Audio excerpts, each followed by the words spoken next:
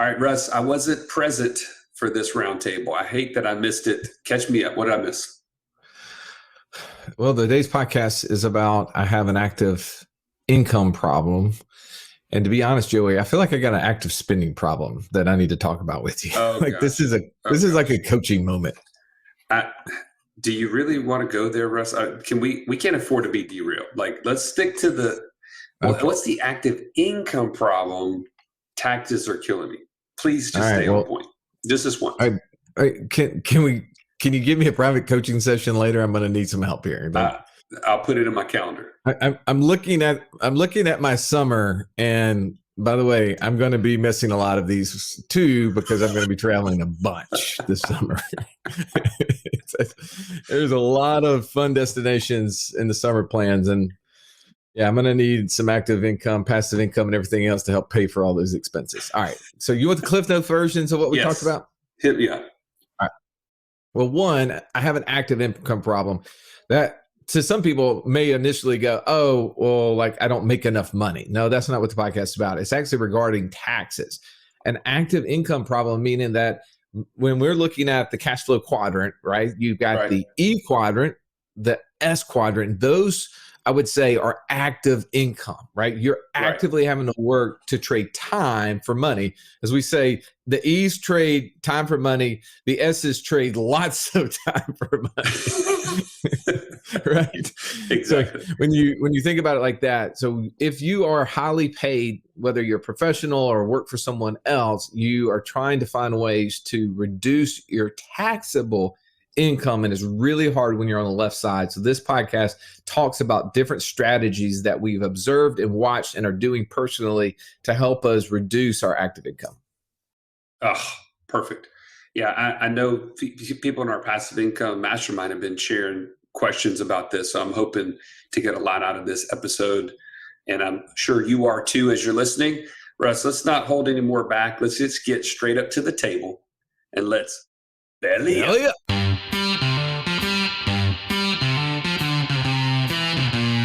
Welcome to the Wealth Without Wall Street podcast, your guide to understanding how to get out of the Wall Street rat race and start your own mailbox money lifestyle.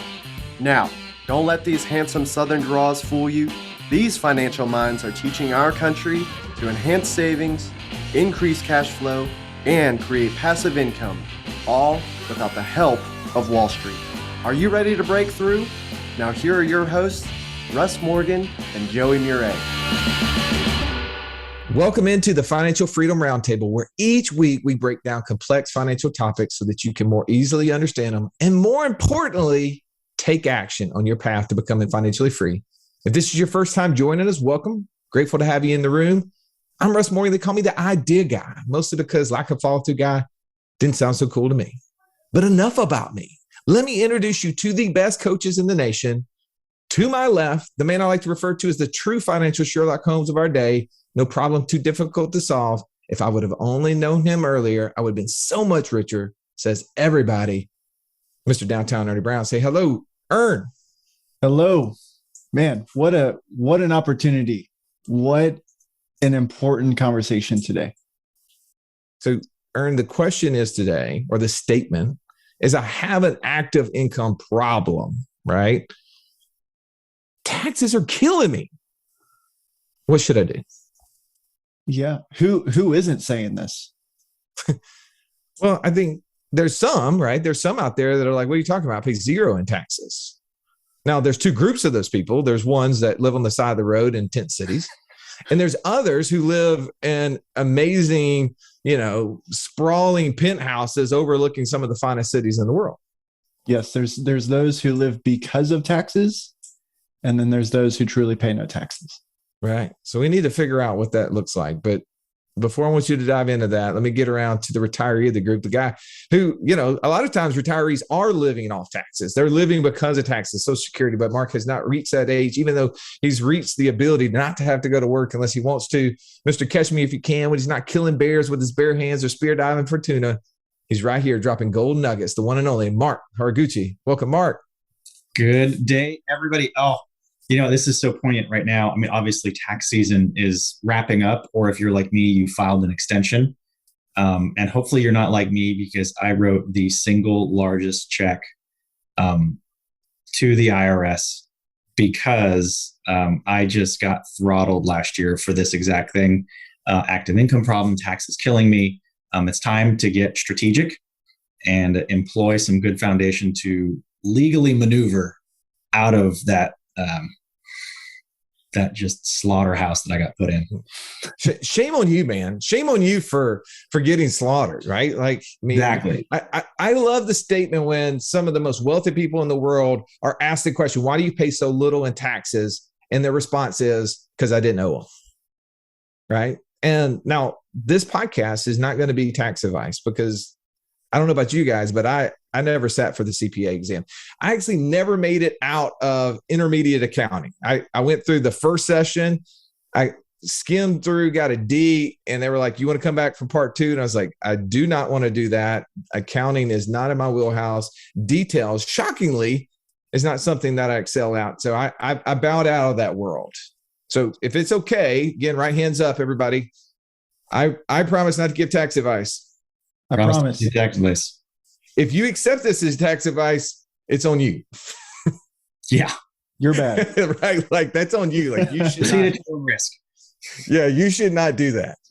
Everything that we're going to share with you is just information that's been shared with us, and we'll guide you through some discussion points to hopefully get you to think through this at a deeper level. So first question of the day is, why is this important? And I feel like this is important because the information being shared with the person, Joe Public, is really bad. And I'm just going to give you 2 examples. I just Googled ways to reduce taxes, right? Top 2 articles on the board.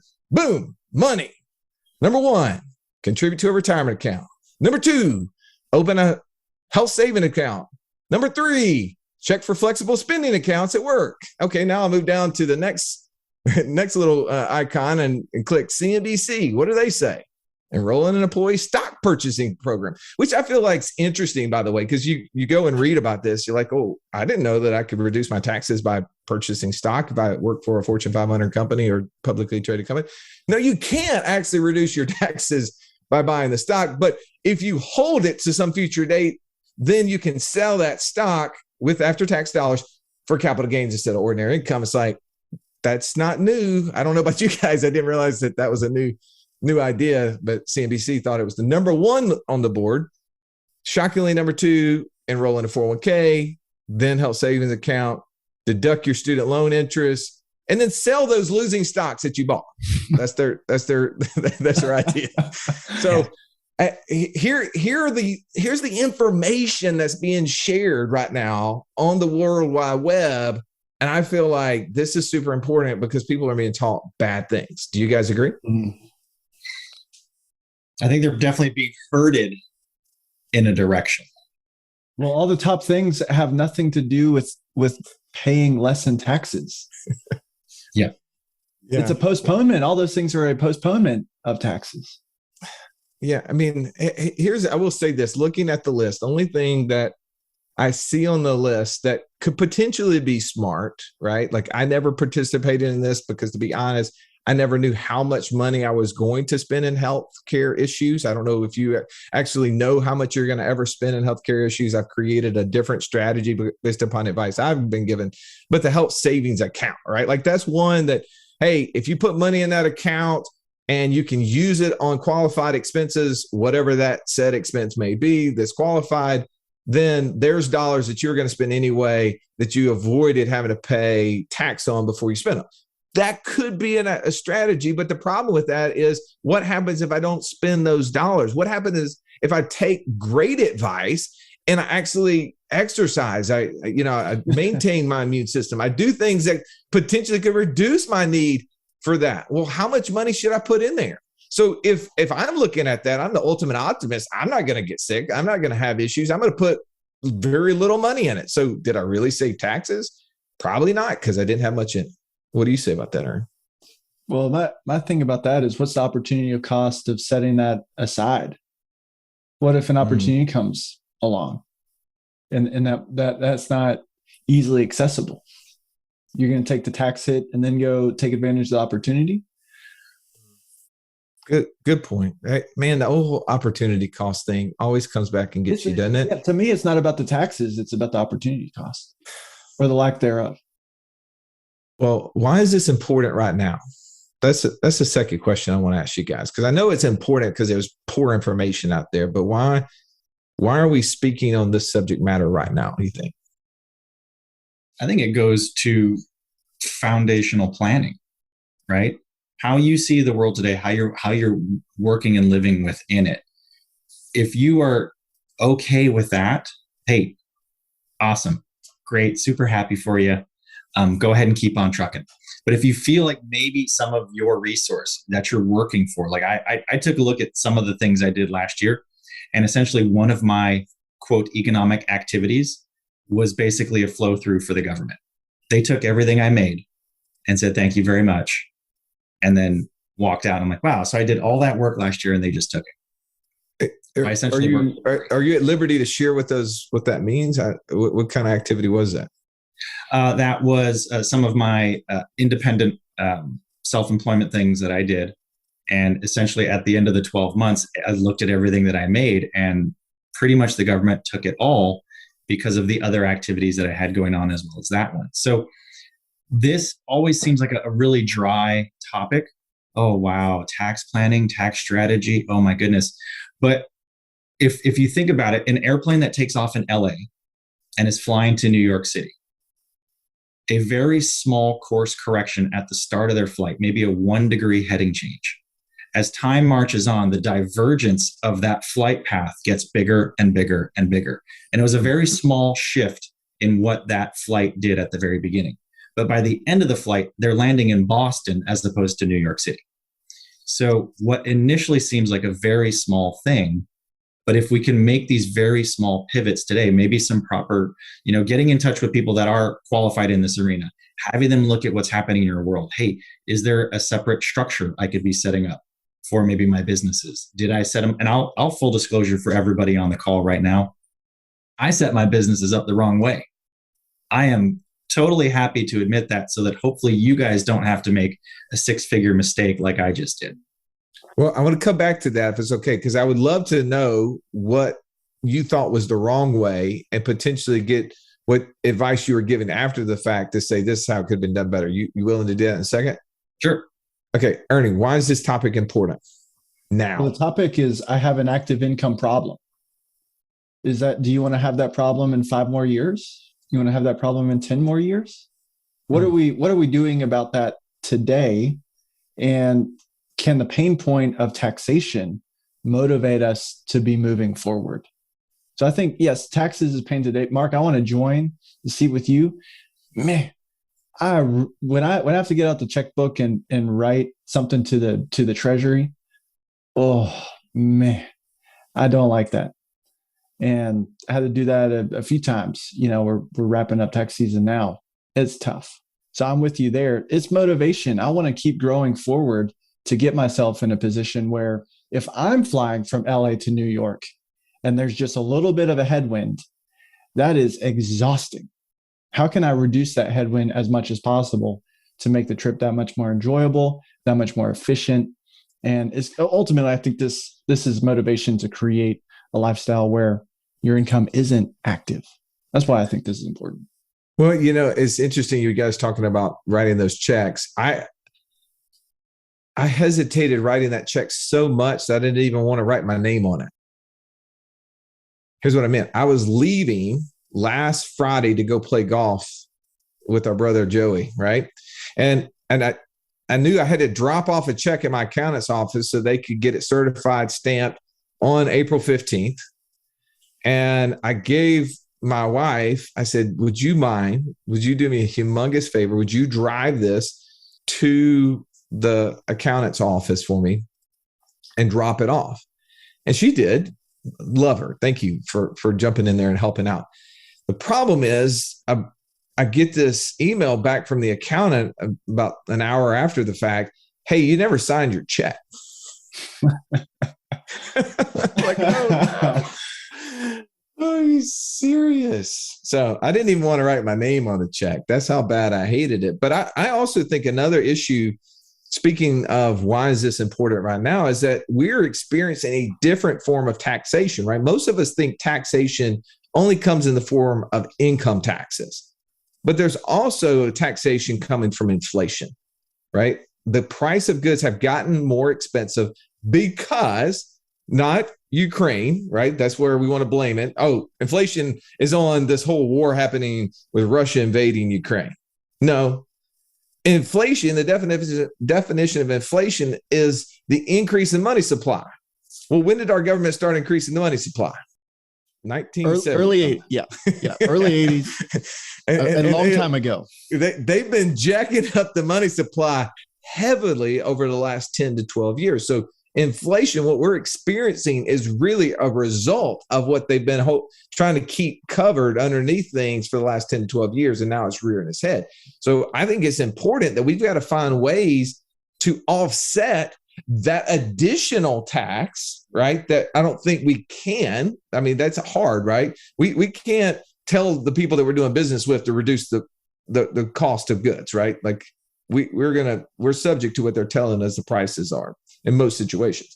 But we might be able to offset how we pay taxes in ways to reduce it. So I feel like there's several different things we can cover today.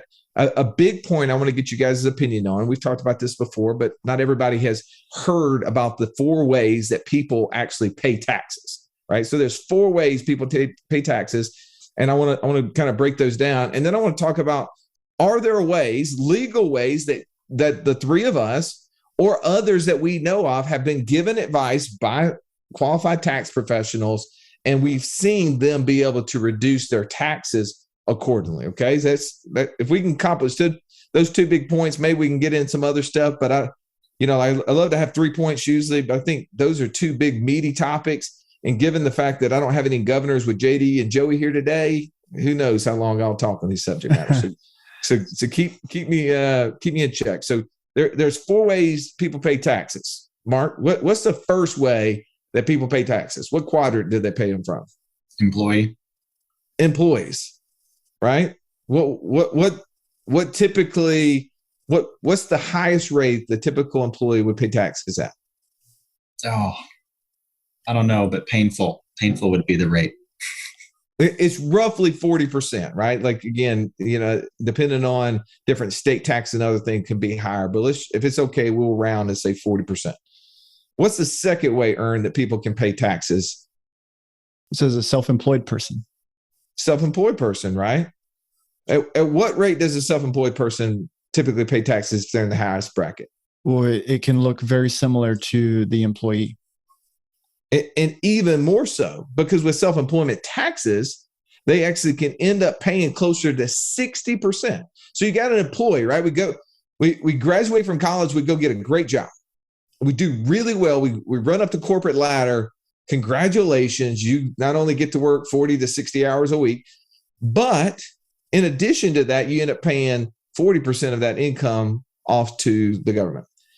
Now, if you're really smart, you go out and you learn how to become a business owner, you specialize, you move down in that quadrant you were talking about, Ern, you become a self-employed. Maybe that's a doctor, attorney, sales professional, whatever it may be, and you excel at that. Congratulations, with self-employment taxes and everything else, now you're paying close to 60%. Sounds good, right? Make more money, pay more money. Well, you mentioned that 40 to 60 hours too. That, congratulations to the employee for winning that, because the self-employed person, you just double that. Yeah, it's going up. 60 to 80 hours would be norm for an entrepreneur, right? Because that's what people think is, I'm going to move out of the employee quadrant and become an entrepreneur. And that means that now I get to work harder and pay more in taxes for what I make.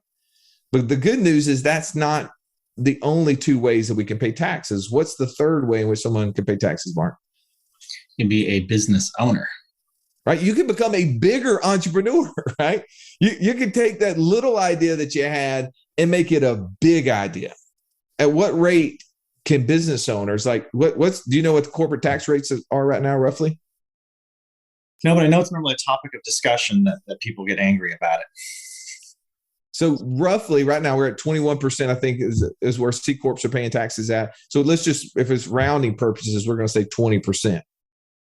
Now there's reasons why, and I'm going to come back to that. Why is it that business owners can operate and make high income and still only have to pay 20% in taxes, which I feel like there's probably some story of you working down in that S quadrant that had you paying a lot, 60%. And somebody probably said there was probably a way you could have done this differently, maybe potentially got you into that B quadrant at a fraction of that. We'll come back. Ern, what's the fourth way in which people can pay taxes? You can become an investor. And that may be what we may even consider the true entrepreneur of the group, right? That's a person living off 100% of the investment itself. They're not trading time for money in any shape or form. They're not even using others' time. They are absolutely having investments create income, giving them ultimate geographical and time freedom. And earn some of the most successful people in the world, we said this a second ago, pay how much in taxes as a percentage? 0%. They can pay as zero little in taxes as 0%, which is really shocking. It really hacks off people in certain political news stations that that's possible.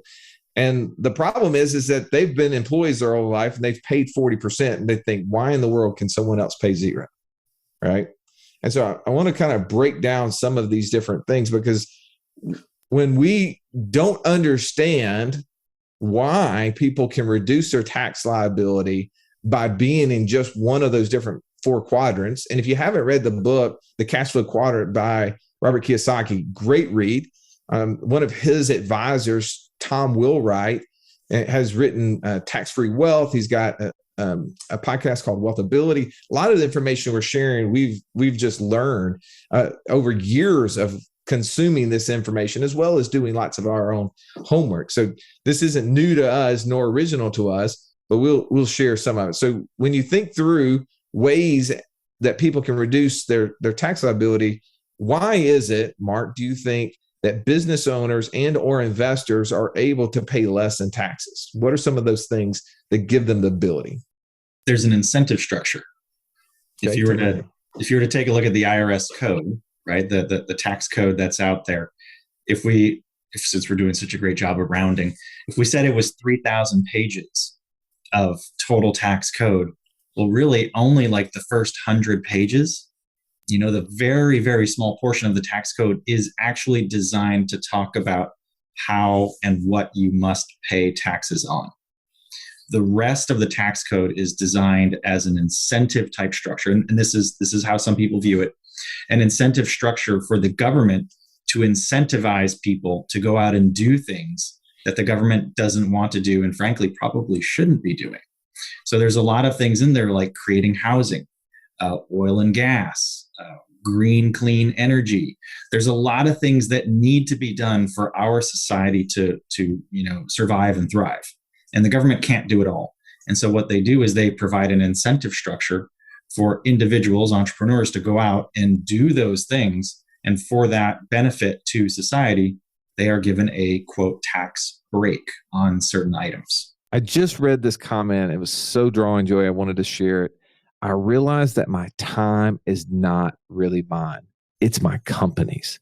Now I have to stop negotiating my time for money, and I need to start working to become financially free. That's exactly how I felt when my daughter Adler asked me on the way to school, Dad, can you pick me up from school today? And I had to say, no, baby, I have to go to work. That's where I drew the line. In order for you to be clear on the things you need to do and stop doing, and to know who you need to become so that you can stop trading time for money, join us right now at wealthwithoutwallstreet.com/passport. Now let's get back to this episode. I want to go back and, scratch on the wound that you had earlier. You kind of brought it up, and I mean, just in true Wealth Without Wall Street fashion, like we are an open book. We share almost everything, at least Joey and I do. And sometimes we put you guys on the spot to share yours. What was it that you did, you said, that forced you to pay a lot more in taxes? And then I want to hear about what you thought or were told that you could have done differently. So all of my business entities, all of my structures, all of my wealth flowing is all a flow through onto me, or was, I should say, was. And so because it all flowed up to me, that all ranked on my ledger as, quote, ordinary income, which is the pinnacle of the whipping boy for the tax collector. And so because I just got destroyed, I mean, I made some moves last year, right? Because we were able to take advantage of some tax laws like the CARES Act, the HR 133, so there were some moving pieces. I left my W-2, I'm now doing a lot more self-employed type stuff. A lot of those dollars moved in a different way, and I just got destroyed. And so when I broke down and had my epiphany moment of, wait a minute, you want me to write a check for how much? Well, number one, thankful that I got to use it throughout the entire year. So I was very happy about that, but very disappointed that I was paying that much because I felt like something was wrong. And so when I actually went and spoke to Tom Wheelwright's group at Wealthability, and they said, oh yeah, this is not good. You're doing this all as earned income. Well, thank goodness you got rid of your W-2 and you have these other things, because now we can structure those to legally protect what's happening in your world. And really all it is, it's very small adjustments. I'm not having to go out and like completely change my diet, right? It's not like I'm going on like a super alternative diet. No, we're just changing how the menu is served up. So you're not going like keto, gluten-free on this thing. All you're doing is just switching the order in which you're intaking the food. Exactly. So it's super exciting. And here's the deal, gang, is no different than what we do on a day-to-day basis with the people we speak to, right? You can go out, you can read all this, you can figure it out on your own. You can read the books, you can figure out S Corps, C Corps, LLC structures and all these kind of things. You can become a CPA, a tax attorney. You can do all that, or you can leverage someone else's knowledge and expertise, because I surely don't want to read and understand all that stuff. So I'll tell you what I want to do, and then you help me figure it out. I'm going to ask the two of you guys a question. I'm interested in your feedback here. A lot of the times when ideas are shared about ways to reduce taxes, what do you think one of the biggest fears that people have of taking action on something like that is? I think ultimately they're most afraid of the IRS. In what shape or form? In making a mistake that keeps them from even engaging their brain that would say, what sort of things are in the tax code that I could make use of? I'm not even going to engage those things because I'm so afraid that the IRS is going to take a look and want to audit my stuff. Exactly. The word audit, right? I don't know how many times I've heard that fear brought up in groups that I was a part of, listening to tax professionals, listening to some of these strategists that have shared. And I was amongst a lot of S quadrant people who are highly specialized, highly educated, right? But also highly fearful of an audit.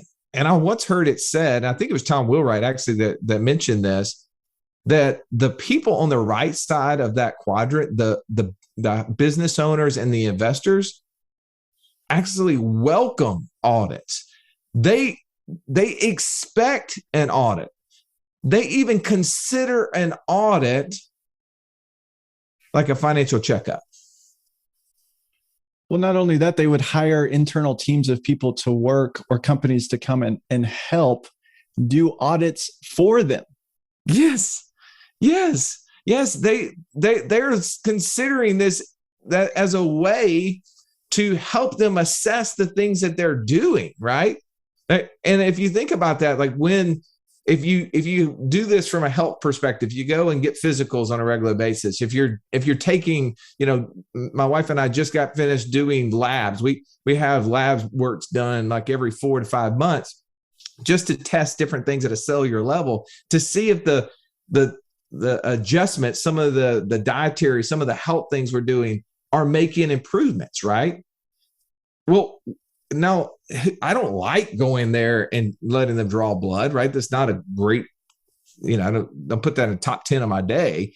But what is it allowing me to do? It's giving me information. And that's the way an audit is, right? It's nobody's like, it's super excited, like just like drawing blood. Nobody wants to have the audit. But at the same time, they're doing it because it is a checkup. It's allowing them to improve their processes. And the thing is that people on the left side of the equation, how active are they managing their financial situation? How, are they really having the best financials available, the best balance sheets available? Are they documenting every part of their process in a way that if somebody were to ask for it, that they could readily turn it over? Yes or no? Absolutely not. I mean, no. I struggle. I'm a fairly organized person and I struggle. And I look at the other side, business owners, investors, they have teams of people to help. Exactly. They've built processes and systems that are doing that, which is why they don't fear being audited. And I think that if you're having any discussions and or thoughts about this process and you're saying, well, I'm fearful of, consider then where are you taking this information from? Are you a left quadrant, left side of the equation person, or E or S, or are you on the right side, right? And I think some of the differences we see on the right side is that they are taking those steps, Mark, that you started to implement yourself to find out ways to take income and not put it onto your balance sheet. I'm assuming in the form of like a K1, for instance, but having the ability to let businesses that get business deductions write off some of those expenses. So that way there's expenses you already have that you don't have to pay in after-tax income. Going back to the first statement we said, right? The health savings account, I mentioned that as, well, maybe that's possibly a good idea, right? Because now we're taking a dollar we're going to spend anyway. And instead of having to spend it with after-tax dollars, we can spend it before tax. Well, there's things that business owners can do legally that allow them to write off before taxes things that they were going to spend money on all the time. My family has meals constantly that are before tax write-offs. Why? Because there's specific provisions given to us to allow us to do that. There's ability, like we're going to have team meetings, right? We have them several times a month. Well, the government allows me to write off portions of my house payment because of some different rules that govern dwelling unit rentals. There's all sort of values. So on that topic, Russ, how did you find out about that? Did you read about that on your own? Did you go research tax strategies, ideas, ways to reduce and get creative?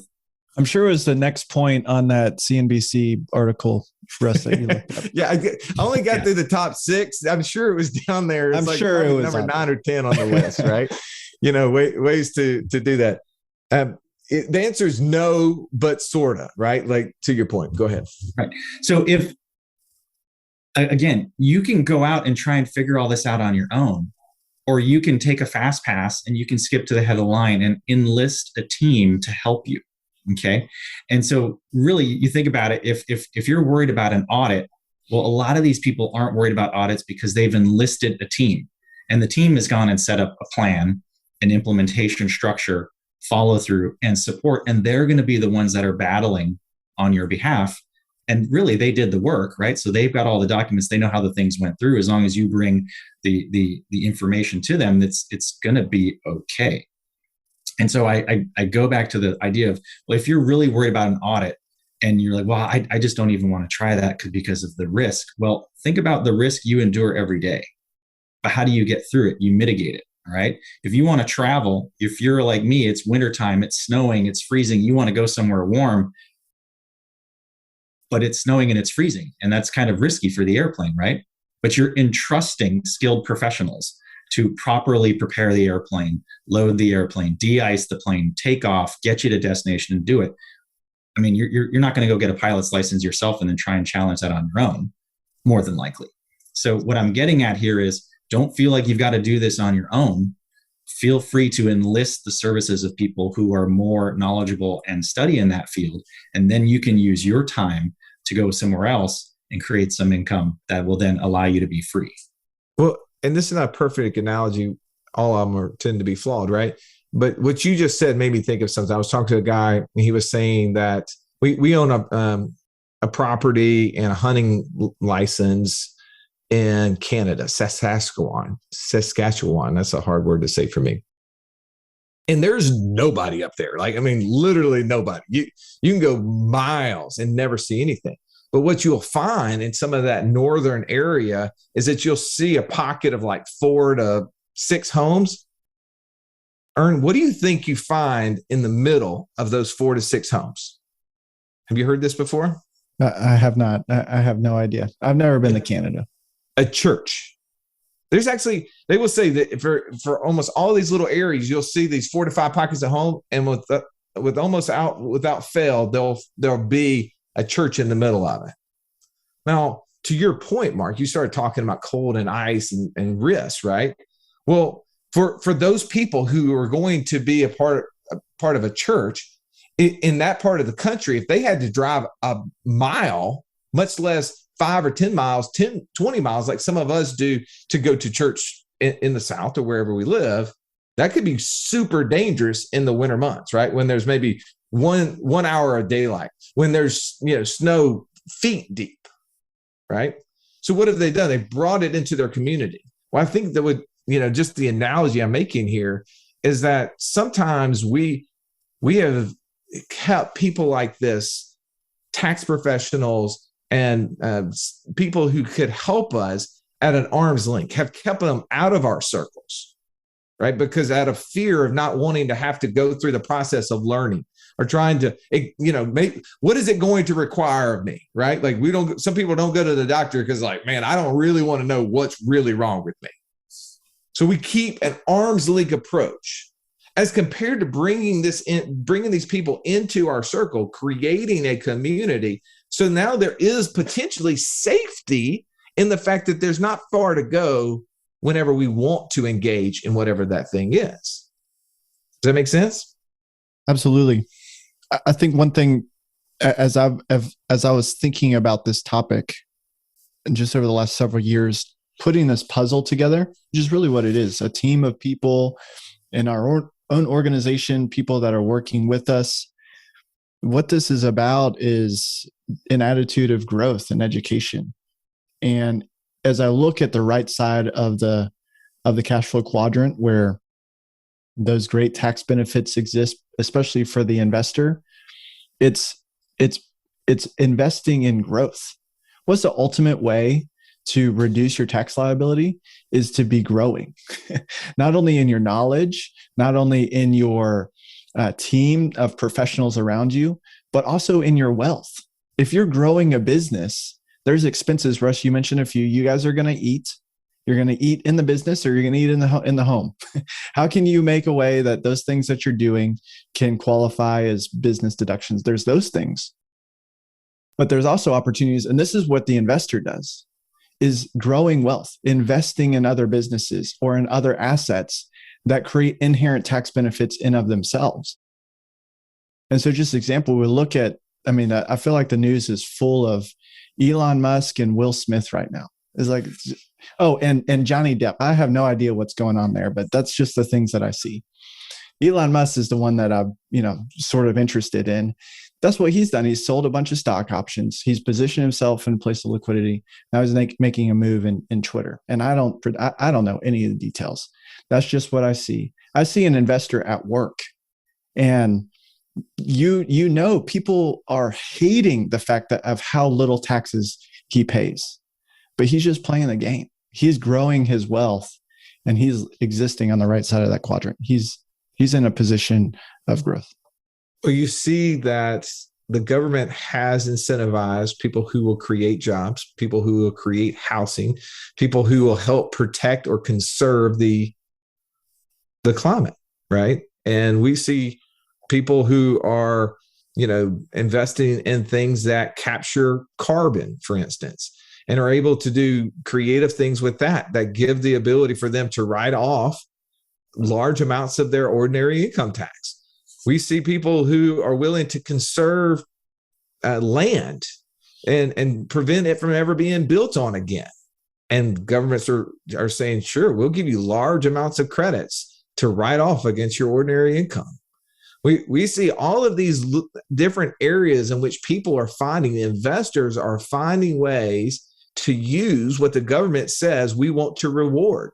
The government says, hey, you want to go buy an apartment complex and, house a bunch of people? You know what? We'll let you borrow the money from a bank and let you write off all of that and depreciate all of the property to a point where most likely you will pay zero in tax for the next several years if you do it correctly. There's all of these incentives that investors are finding inside of that last grouping of 2,900 pages or whatever it is, to your point earlier, Mark. We need to see, how are we operating? Are we operating only on the left side in fear of the unknown, or are we engaging and growing our network and bringing people into our community who might be able to give us feedback and information that could help us keep this? Because what could we do? There's the question. What could we do if we had more money? Mark, final thoughts. Final thought on this one is, I want to challenge your thought right now, because more than likely you might be in the camp of, well, you know what, I can't afford to go pay for someone to help me set this up. I can't afford a tax prep person. I can't afford this or that. Well, actually, did you know? Two thoughts here for you. Number one is, it's not how much somebody costs, it's how much they can save you. All right. So whether it's your tax prepper or your tax planning, I'm not worried about the cost, because I know if they can't validate the cost with an equal or greater savings, then it doesn't work. But did you also know that in that book of IRS code, that tax service that I'm getting ready to go through and do all that with, that's a business expense? That is a deductible item. So already you can go in with your first deduction if you don't have any. So think about it that way, and get out there, seek out people that are way more knowledgeable and can help you make the moves now, so that you don't have to go through, being on the whipping pole like I was this year. Sometimes he feels like he's been tied to the whipping post. I get it. For me, this just tax codes, they change, right? No doubt that it will look different in 15 years. There will be technologies out, needs, incentives will be created. Are you becoming the type of person who can thrive in that environment over the next 30 years? Are you so dialed in on taxes today that you're missing the opportunity to be educated, to build a team, live in relationship, so that you can continue to thrive in an ever-changing environment? Because in the change is opportunity, right? If we know what's going on, we'll know what to do. Nelson Nash made that. This just a constant Nelson-ism, and I think that's the point. So my takeaway is: are we becoming the type of person who can mitigate taxes today, but also thrive in that environment going forward? The thought process or question oftentimes is, how do you consider investing? What macro items are you looking at to help guide your decisions? Well, I think the same thing can be true with taxes, to your point, Ern, is that let's look at the macro. Let's look at what the government is most interested in, and let's find out how we can get involved in things that is going with the grain, right? Getting a tailwind from our airplane across the country instead of having to fly into a headwind, right? Let's don't fight them. Let's find ways that they are saying, we're behind you, right? Like, they don't have to be an enemy. Unfortunately, too often times we have seen them as the enemy as it relates to taxes, and mostly then that leads people to making bad decisions. That leads people to making like cheating, if you will, on their taxes. The people I know who pay very little in taxes, if zero, are not cheating. They're playing the game according to the rules given and are willing to adjust if the rules change. And I think that that's important. As always, we share these ideas to get you thinking, to help, maybe give you an idea that you haven't thought about, maybe challenge you as Mark did in here to say, maybe you too need to find tax professionals. You too need to be a part of a group who's learning ways to not only reduce their taxes, but also to increase their passive income and also build infrastructure. And if you're not already a member, we have a group. We actually have 2 groups, depending on if you're a accredited investor or not, that you can participate in that do those very things. If you want to jump on with a call with one of these coaches, you can take 15 minutes and you can share a little bit about your situation. They can tell you if there's a fit for you here within the Wealth Without Wall Street community. You can go to wealthwithoutwallstreet.com/free call and do that. As always, we appreciate you listening. Please like, share, review this podcast so others can find it. And as always, have an amazing day. This has been the Wealth Without Wall Street podcast. Don't forget to subscribe to the show to break free of the Wall Street mindset and begin building wealth on your own terms in places you understand so that your wealth will never run dry. See you next episode.